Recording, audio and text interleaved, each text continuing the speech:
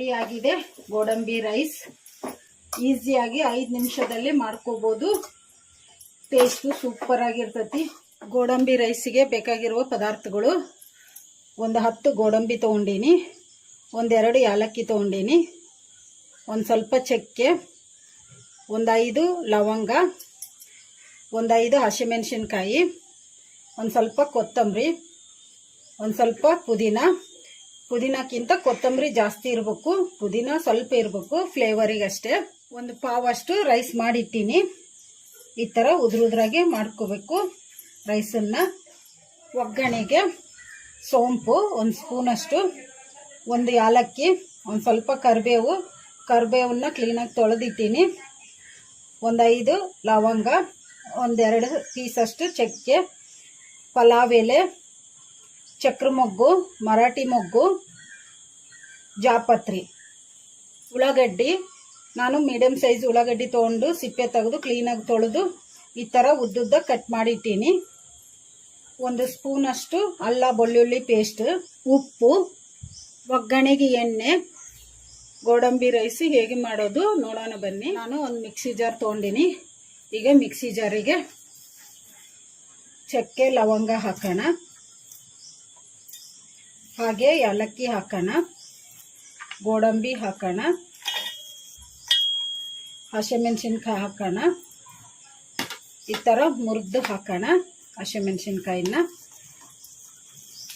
ನಿಮಗೆ ಖಾರ ಜಾಸ್ತಿ ಬೇಕಂದ್ರೆ ಇನ್ನು ಸ್ವಲ್ಪ ಹಾಕ್ಕೋಬೋದು ಹಸಿಮೆಣಸಿನ್ಕಾಯಿ.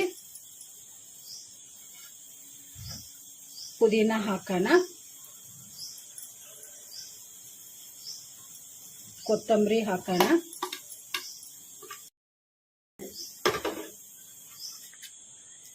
ಅಲ್ಲ ಬೆಳ್ಳುಳ್ಳಿ ಪೇಸ್ಟ್ ಹಾಕೋಣ,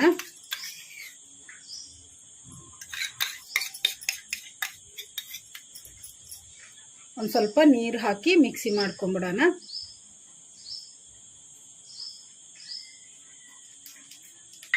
ಮೆತ್ತಗೆ ಪೇಸ್ಟ್ ಥರ ಮಿಕ್ಸಿ ಮಾಡ್ಕೋಬೇಕು. ಈಗ ಮಿಕ್ಸಿ ಮಾಡ್ಕೊಂಡಿವಲ್ಲ, ಈಗ ಮಿಕ್ಸಿ ಜಾರ್ ಮುಚ್ಚಳ ತೆಗೆದು ನೋಡೋಣ.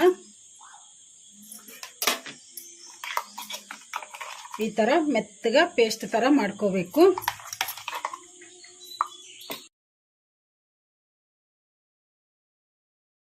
ಈಗ ಇದನ್ನ ಒಂದು ಸೈಡ್ಗೆ ಇಟ್ಕೊಂಡ್ಬಿಡೋಣ. ನಾನು ಸ್ಟವ್ ಆನ್ ಮಾಡಿಕೊಂಡು ಸ್ಟವ್ ಮೇಲೆ ಒಂದು ಕಡಾಯಿ ಇಟ್ಟಿದ್ದೀನಿ. ಕಡಾಯಿಗೆ 3 ಸ್ಪೂನಷ್ಟು ಎಣ್ಣೆ ಹಾಕಿಟ್ಟಿದ್ದೀನಿ. ಎಣ್ಣೆ ಕೂಡ ಬಿಸಿಯಾಗಿದೆ. ಈಗ ಇದಕ್ಕೆ ನಾವು ತಗೊಂಡಿರೋ ಮಸಾಲೆಗಳೆಲ್ಲ ಒಗ್ಗರಣೆಗೆ ಹಾಕ್ಕೊಂಡ್ಬಿಡೋಣ.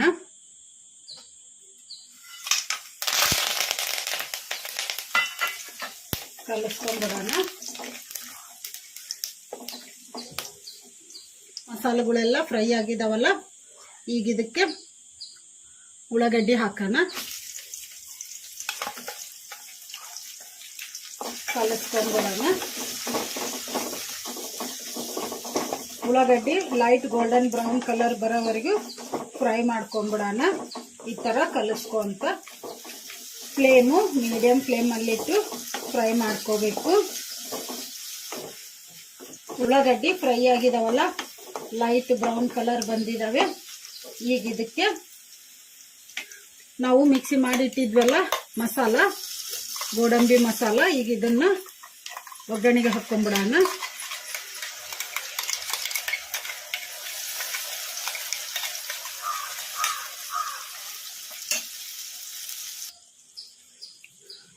ಒಗ್ಗರಣೆಯಲ್ಲಿ ಮಸಾಲ ಹಾಕ್ಕೊಂಡಿವಲ್ಲ, ಈಗ ಇದನ್ನ ಕಲಿಸ್ಕೊಂಡ್ಬಿಡೋಣ.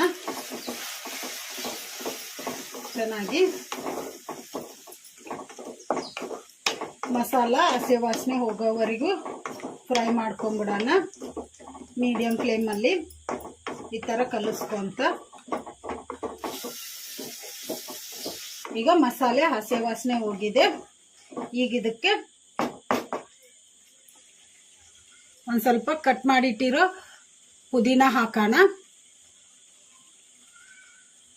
ಒಂದು ಸ್ವಲ್ಪ ಕಟ್ ಮಾಡಿಟ್ಟಿರೋ ಕೊತ್ತಂಬರಿ ಹಾಕೋಣ. ಕಲಿಸ್ಕೊಂಡ್ಬಿಡೋಣ. ಕಲಿಸ್ಕೊಂಡ್ಬಿಟ್ಟಿವಲ್ಲ, ಈಗ ಇದಕ್ಕೆ ರುಚಿಗೆ ಎಷ್ಟು ಬೇಕಷ್ಟು ಉಪ್ಪು ಹಾಕೋಣ.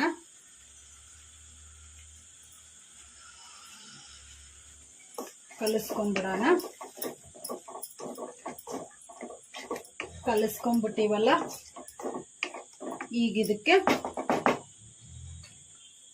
ನಾವು ರೆಡಿ ಮಾಡಿಟ್ಟಿದ್ವಲ್ಲ ರೈಸು, ಈಗ ಇದನ್ನ ಮಸಾಲೆಗೆ ಹಾಕೊಂಡ್ಬಿಡೋಣ. ಗೋಡಂಬಿ ಮಸಾಲೆಗೆ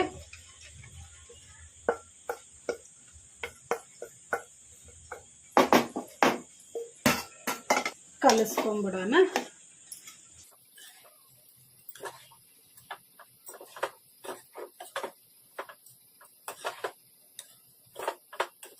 ಈ ತರ ಗೋಡಂಬಿ ರೈಸ್ ಮಾಡ್ಕೊಂಡ್ರೆ ಟೇಸ್ಟ್ ಅಂತೂ ಸೂಪರ್ ಆಗಿರ್ತೈತಿ. ನೀವು ಅರ್ಜೆಂಟಿಗೆ ಬೆಳಿಗ್ಗೆ ಸ್ಕೂಲಿಗೆ ಹೋಗೋ ಮಕ್ಕಳು ಇರ್ತಾರೆ, ಮತ್ತೆ ಆಫೀಸಿಗೆ ಹೋಗೋರು ಇರ್ತಾರಲ್ಲ, ಅವರಿಗೆ ಈ ಥರ ಲಂಚ್ ಬಾಕ್ಸು ಮಾಡಿಕೊಂಡ್ರೆ ಈಸಿಯಾಗಿ 5 ನಿಮಿಷದಲ್ಲಿ ಮಾಡ್ಕೋಬೋದು. ಟೇಸ್ಟು ಸೂಪರ್ ಆಗಿರ್ತೈತಿ. ಯಾರಾದರೂ ಮನೆಗೆ ಗೆಸ್ಟ್ ಬರ್ತಾರಲ್ಲ ಅಂಥ ಟೈಮಲ್ಲಿ ಅರ್ಜೆಂಟಾಗಿ ಏನು ರೈಸ್ ಮಾಡ್ಬೇಕಪ್ಪ ಅನಿಸ್ತೈತಲ್ಲ, ಆವಾಗ ಈ ಥರ ಮಾಡಿಟ್ರೆ ಅವರು ಕೂಡ ಕೇಳ್ತಾರೆ ಯಾವ ಹೋಟ್ಲಿಂದ ತಂದಿರಿ ಅಂತ. ಅಷ್ಟು ಟೇಸ್ಟ್ ಆಗಿರ್ತೈತಿ. ನೀವು ಟ್ರೈ ಮಾಡಿ.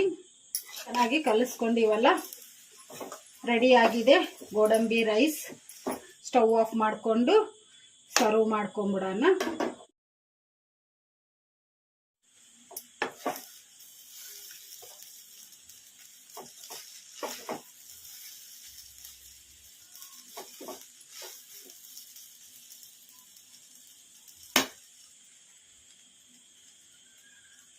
ನೋಡಿ, ರೈಸ್ ಸೂಪರ್ ಆಗಿದೆ. ಈ ರೈಸನ್ನ ಹಾಗೆ ಆದರೂ ತಿನ್ಬೋದು. ನೀವು ಬೇಕಂದರೆ ರಾಯ್ತ ಮಾಡಿಕೊಂಡು ರಾಯ್ತ ಜೊತೆಗೆ ತಿನ್ಬೋದು. ಟೇಸ್ಟ್ ಮಾತ್ರ ಸೂಪರ್ ಆಗಿರುತ್ತೆ. ಹೋಟೆಲಿನ ಟೇಸ್ಟ್ ಬರ್ತೈತಿ. ನೀವು ಟ್ರೈ ಮಾಡಿ. ಮಕ್ಕಳು ಮನೆಯಲ್ಲಿ ಎಲ್ಲರೂ ಇಷ್ಟಪಡ್ತಾರೆ. ಈ ವಿಡಿಯೋ ನಿಮಗೆ ಇಷ್ಟ ಆದರೆ ನನ್ನ ಚಾನಲನ್ನು ಸಬ್ಸ್ಕ್ರೈಬ್ ಮಾಡಿ, ಲೈಕ್ ಮಾಡಿ, ಶೇರ್ ಮಾಡಿ, ಕಮೆಂಟ್ ಮಾಡಿ. ಸಬ್ಸ್ಕ್ರೈಬ್ ಬಟನ್ ಪಕ್ಕ ಬೆಲ್ ಬಟನ್ ಇರುತ್ತೆ, ಅದನ್ನು ಪ್ರೆಸ್ ಮಾಡಿ. ನಾನು ಯಾವುದೇ ಒಂದು ಹೊಸ ವಿಡಿಯೋ ಮಾಡಿದರೂ ನಿಮಗೆ ನೋಟಿಫಿಕೇಷನ್ ಬರುತ್ತೆ. Thank you for watching.